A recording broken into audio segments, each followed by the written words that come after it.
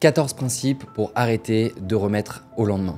Si vous regardez cette vidéo, peut-être que vous culpabilisez car vous venez encore de repousser votre séance de sport pour la 3e fois cette semaine. Et ce soir, devant le miroir, cette même pensée vous torture. Pourquoi je n'arrive pas à me bouger? Vous manquez de fiabilité envers vous-même et vous aimeriez comprendre pourquoi vous manquez de motivation. Sur cette chaîne, on parle de perte de poids et de gestion des émotions, mais ce que je vais vous partager aujourd'hui fonctionne pour absolument tous vos domaines de vie. Alors plutôt que de vous faire un discours théorique sur la motivation, j'aimerais vous apporter des clés concrètes et applicables qui vont vous bousculer, mais qui vont vous aider de manière certaine à reprendre le contrôle sur votre vie. Restez bien jusqu'à la fin car le 9e et le 12e créent le déclic et vous ressortirez de cette vidéo avec un nouvel élan plein d'énergie. Premier principe, je ne suis pas mon idéal, je suis simplement la version la plus basse que je tolère. Cette phrase, elle est hyper importante à comprendre parce que nous, les êtres humains, on est plein de rêves, on est plein d'envies. On aimerait tous avoir le corps de nos rêves. On aimerait tous avoir plus d'argent. On aimerait tous avoir des relations saines, avoir un couple parfait. On aimerait tous atteindre plein d'objectifs dans la vie. Mais pourquoi est-ce que la plupart des personnes soit n'y arrivent pas, soit n'arrivent jamais réellement au but qu'elles se sont fixées sur la durée? Tout simplement parce que dans la vie, il ne s'agit pas d'avoir des objectifs, il ne s'agit pas d'avoir des rêves, il ne s'agit pas de vouloir des choses. Il s'agit tout simplement d'être la version la plus basse que nous tolérons. Je vous donne un exemple. C'est quand la dernière fois que vous êtes dit « il faut que je perde du poids ». Est-ce que c'est quand vos abdos ne se voyaient plus et qu'il y avait juste un tout petit peu de gras? Ou est-ce que c'était quand vous êtes monté sur la balance, que vous avez vu une nouvelle dizaine et que là vous êtes dit « waouh, non là c'est plus possible ». En général, on se met pas à bouger quand ça va juste un petit peu moins bien, on se met à bouger quand c'est plus tolérable. Et c'est hyper important de le comprendre parce que la psychologie humaine, le cerveau fonctionne comme ça. Il va simplement se mettre à bouger, il ne tolère plus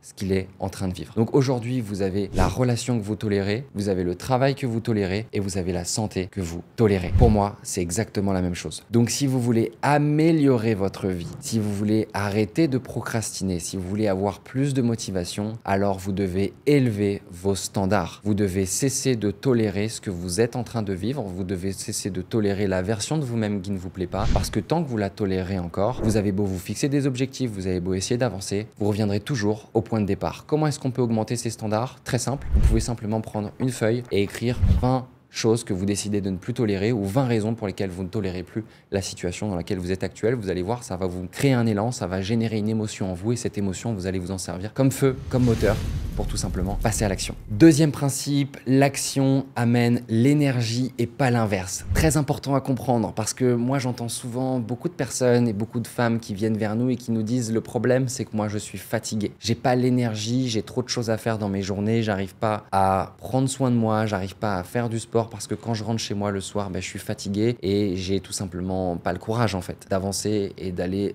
de l'avant. Et c'est la même chose pour toutes les actions que vous avez l'impression de procrastiner. Vous vous dites peut-être qu'il faut que vous vous reposiez et je sais que parfois on a l'impression d'avoir besoin de se reposer pour avoir plus d'énergie, on a besoin de manger un petit carré de chocolat pour avoir plus d'énergie pour pouvoir passer à l'action, mais la réalité c'est que ça ne fonctionne pas comme ça. Le mouvement amène l'énergie. Donc si vous voulez avoir plus d'énergie dans votre vie, vous devez amener plus de mouvement. Vous devez faire le premier pas. Je vous donne un exemple, si vous avez prévu d'aller courir, je vous inviterai d'abord à mettre vos chaussures et à ouvrir la porte et à aller marcher et petit à petit l'énergie va se mettre en place et là vous allez avoir envie d'aller courir. Si vous avez un dossier sur votre bureau qui nécessite 2 heures de temps pour pouvoir être traité parce que au boulot on vous a demandé telle ou telle tâche, alors mettez-vous en mouvement, mettez-vous derrière votre bureau, ouvrez le cahier, prenez votre stylo, commencez à travailler tout doucement, commencez à mettre en place des premières actions et le mouvement va amener l'énergie et ensuite l'élan pour vous mettre dedans. Je pense que vous vous rappelez tous d'un moment où vous n'aviez pas envie, vous n'aviez pas d'énergie et vous vous dites allez, je vais quand même faire le ménage un petit peu chez moi. Vous commencez à prendre le balai, vous commencez à nettoyer un petit peu et là un élan d'énergie se met en route et là vous commencez à mettre la musique, vous commencez à être bien et vous finissez par nettoyer toute votre maison et vous vous étonnez vous-même d'avoir eu autant d'énergie. Alors que à l'inverse, sur un week-end où vous n'avez pas fait grand-chose, un week-end où vous avez peut-être beaucoup mangé, vous avez passé des repas de famille, vous étiez un petit peu sur place à faire pas trop de mouvement, et là vous ressentez encore plus de fatigue et vous dites mais c'est bizarre, j'ai rien fait alors que je me sens fatigué. Donc retenez ce principe, le mouvement amène l'énergie, créez plus de mouvement, vous aurez plus d'énergie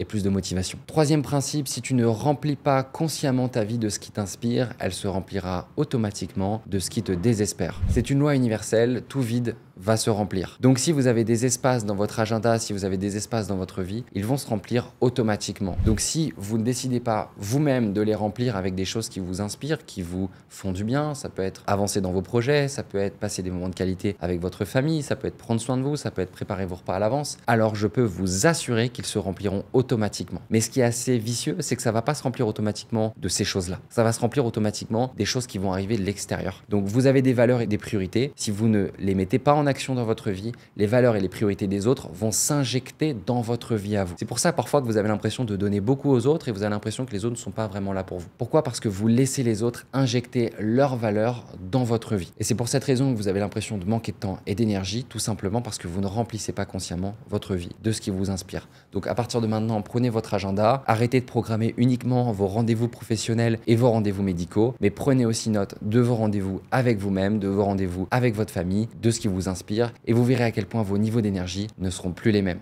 Affirmation numéro 4 qui fait suite à l'affirmation que nous avons vue juste avant. Si vous ne remplissez pas consciemment votre cerveau de pensées hautement prioritaires, alors il se remplira automatiquement de pensées qui puisent votre énergie. C'est exactement comme votre emploi du temps, comme votre vie à l'extérieur. Votre vie à l'intérieur, vous-même, vous avec vous, votre mental, votre cerveau. Il est programmé pour voir le négatif. C'est un instinct de survie, ça vient du règne animal. On va plus se concentrer sur le négatif pour éviter tout simplement de se faire attaquer plutôt que de se concentrer sur le positif. C'est le fonctionnement primaire de notre cerveau. Sauf qu'aujourd'hui, au 21e siècle, et on va pas mourir d'une attaque d'un animal de manière soudaine. Donc si vous laissez vos pensées arriver, partir, venir comme elles l'entendent, vous pouvez être certaine que ce seront des pensées qui vont être plutôt tournées vers le négatif, plutôt tournées vers les peurs, plutôt tournées vers les inquiétudes, vers le stress, que vers les choses qui sont positives. Et ça, c'est exactement comme une compétence, c'est quelque chose que vous pouvez entraîner, c'est quelque chose que vous pouvez pratiquer, c'est exactement comme un muscle. Vous pouvez pratiquer ce qu'on appelle la gratitude ou la pensée positive pour tout simplement maîtriser l'art d'entretenir des pensées qui soient plus positives. Il ne s'agit pas là d'omettre le négatif et on ne va pas non plus être uniquement tourné positif, positif, positif parce que sinon, en fait, on est juste en train de se voiler la face, mais on va plutôt essayer de trouver un équilibre entre les deux. On peut parfois tourner le négatif en positif et quand on a trop de positif, on peut aussi tout simplement se rééquilibrer. On va tout simplement s'entraîner à tourner des événements de la vie, des choses qu'on voit de base négatives, en les tournant à notre avantage et en faisant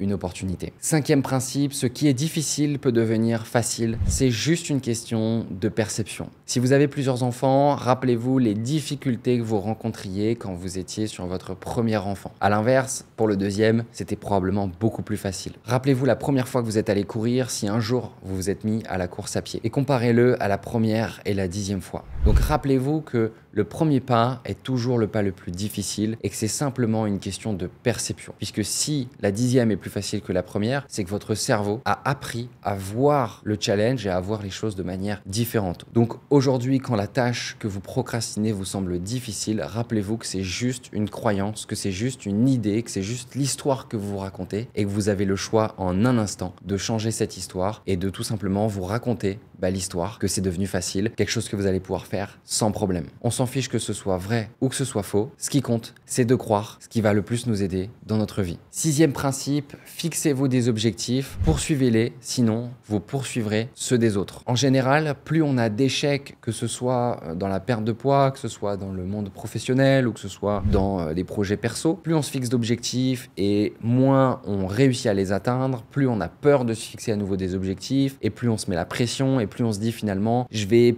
pas me fixer d'objectifs parce que j'ai pas envie d'être déçu, j'ai pas envie d'échouer à nouveau et ça va encore plus impacter ma confiance en moi. Le problème de ça, c'est qu'on en vient à se mettre dans un mode pilote automatique, on subit la vie et en fait on se retrouve tout simplement sans s'en rendre compte à poursuivre les objectifs des autres. Donc reprenez le pouvoir sur votre vie, fixez-vous des objectifs atteignables qui vous donnent de l'énergie, qui vous donnent envie, poursuivez-les, mettez en action les choses, c'est ce qui donne de l'énergie. Un objectif n'est pas fait à 100% pour être atteint, par contre c'est ce qui va vous donner de l'énergie et c'est une raison de vous lever le matin. 7e principe, ce qui se mesure progresse. Vous qui regardez la vidéo, je vais vous inviter tout de suite maintenant à penser à votre respiration. Mettez de la conscience sur votre respiration, sur l'air qui rentre et l'air qui sort dans vos poumons. À l'instant même où je vous ai demandé ça, votre respiration s'est améliorée. Pourquoi? Parce que vous avez mis de la conscience sur votre respiration. Pareil, si vous voulez améliorer vos finances, mais que vous ne regardez jamais vos comptes, que vous ne mettez pas de conscience dessus, alors vous pouvez être certain que ça ne s'améliorera pas. C'est la même chose dans tous les domaines de vie. Dans le domaine de la santé, dans le domaine du poids, si vous ne fixez pas des objectifs et que derrière, vous ne mesurez pas votre évolution, que ce soit au travers de la balance, que ce soit au travers les mesures, que ce soit au travers d'autres indicateurs, alors vous n'avez aucun moyen de savoir si ce que vous faites apporte des résultats, vous n'avez aucun moyen de créer des boucles de feedback pour pouvoir vous améliorer, pour pouvoir progresser, et donc vous resterez sur place ou vous ferez le yo-yo avec tous vos objectifs. Et le problème des mesures, c'est que pareil, souvent on a peur de mesurer, on ne sait pas exactement quoi mesurer, on ne sait pas comment le faire, mais pour ça, faites-vous aider. Mais attention, retenez bien que si vous voulez progresser, vous devez mesurer. 8e principe, peu importe les domaines de vie, soit tu progresses, soit tu régresses. Imaginez une petite graine que vous avez mis à germer dans un petit terreau dans votre jardin. Cette graine, vous allez l'arroser, vous allez lui donner du soleil, de la lumière, vous allez faire attention à elle et vous allez voir que petit à petit, elle va germer. Une fois qu'elle aura germé, vous allez avoir une jolie petite plante, vous allez avoir un petit bouton qui va tout simplement s'ouvrir et vous allez avoir, si vous avez bien fait les choses, si vous avez bien mis de la conscience, que vous avez bien arrosé, que vous avez donné les bonnes choses à votre fleur, vous allez avoir une jolie fleur qui va émerger, qui va sentir bon. Cette fleur, si une fois qu'elle a fleuri, une fois qu'elle est toute belle et une fois qu'elle est sortie, vous arrêtez de lui donner de l'eau, vous allez arrêter de lui donner du soleil, vous arrêtez de continuer à mettre de l'énergie, à mettre des ressources pour pouvoir l'entretenir, alors elle va tout simplement périr et elle va faner. C'est exactement la même chose dans tous vos domaines de vie. À partir du moment même où vous atteignez un premier pas, un premier objectif, où vous avez fait un pas en avant, quand vous commencez à relâcher la pédale et que vous commencez à regarder ailleurs, alors vous allez commencer à faire un pas en arrière. Il n'y a rien de mal à ça, c'est juste important de le conscientiser et de le comprendre, car en ne faisant rien, vous ne faites pas le choix de stagner, mais bien le choix de régresser. 9e principe, si vous vivez en France, vous avez juste à ouvrir le robinet et vous avez de la vie en illimité. Pourquoi est-ce que je vous dis ça? Parce qu'on parle de principe, on parle d'énergie, on parle de motivation. Mais si actuellement vous vivez en France et que vous êtes dans un pays développé, dans un pays où vous avez simplement à ouvrir le robinet, à ouvrir votre frigo, vous avez à manger, vous avez à boire, vous êtes en vie, vous avez ce qu'il faut et vous pouvez déjà être reconnaissant pour ça. Le but ici n'est pas de vous faire culpabiliser, mais juste de se rappeler qu'on a de la chance, toute la planète n'a pas accès à ça et si on est capable de se rappeler un petit peu tous les jours de cette chance, alors il y a beaucoup plus de chances qu'on arrête de s'auto-flageller, qu'on arrête de se prendre la tête pour, au final, des choses qui ne sont pas si importantes que ça et on peut tout simplement se lever de notre canapé, faire ce qu'on avait à faire, passer à l'action et réaliser nos rêves. 11e principe, ce que vous croyez est plus important que ce que vous faites. Qu'est-ce que j'entends par là? Vous pouvez essayer de faire du sport, vous pouvez essayer de manger équilibré, vous pouvez essayer de mener à bien tous vos projets. Si vous ne croyez pas en vous, si vous ne croyez pas en votre projet, si vous ne croyez pas en votre objectif, alors toutes vos actions sont vouées à l'échec sur le long terme. Pourquoi est-ce qu'un sportif mange équilibré? Pourquoi est-ce qu'il fait du sport? Pourquoi est-ce qu'il prend soin de lui? Je vais vous donner un exemple. Un sportif n'est pas sportif parce qu'il mange équilibré, parce qu'il fait du sport. Il mange équilibré et il fait du sport parce qu'il se croit sportif et parce qu'il se considère comme étant sportif. C'est dans son identité. C'est hyper important de le comprendre, c'est un petit peu paradoxal, mais si